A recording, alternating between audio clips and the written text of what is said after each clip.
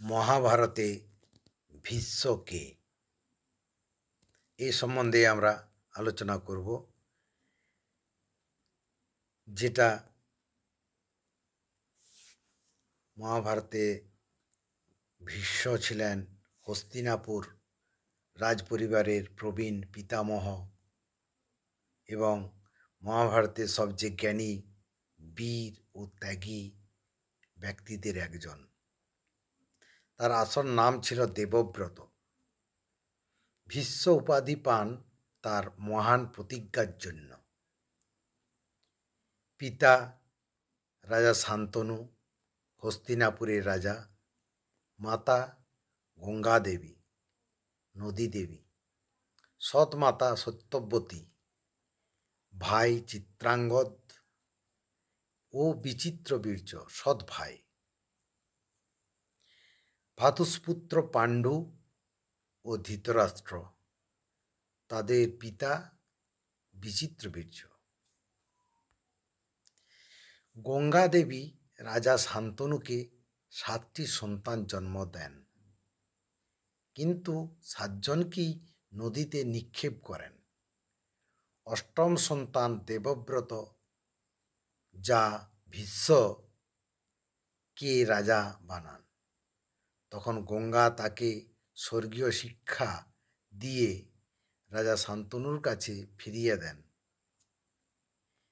ভীষ্মের প্রতিজ্ঞা, রাজা শান্তনু যখন সত্যব্রতীকে বিয়ে করতে চাইলেন, তার পিতা শর্ত দিলেন সত্যব্রতীর পুত্রই রাজা হতে হবে। তখন দেবব্রত নিজের সিংহাসনের অধিকার ত্যাগ করে বলেন, আমি আজীবন ব্রহ্মচর্য পালন করব, কখনো রাজা হব না, কখনো সন্তান নেব না।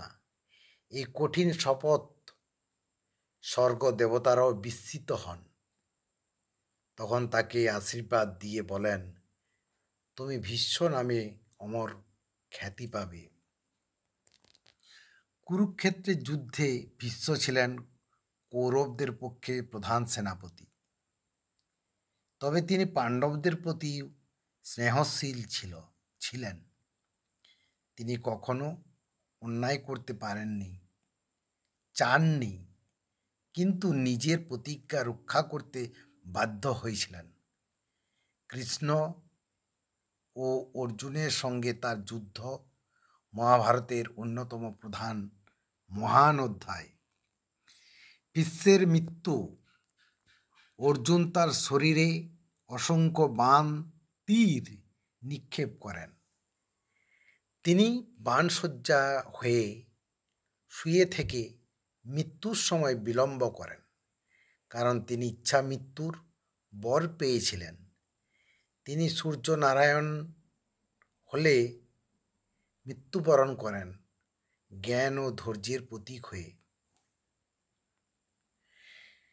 ভীম ছিলেন শান্তনুর পুত্র দেবব্রত, যিনি রাজ্য ও ভোগ ত্যাগ করে ধর্ম ও প্রতিজ্ঞার পথে ছিলেন অবিচল।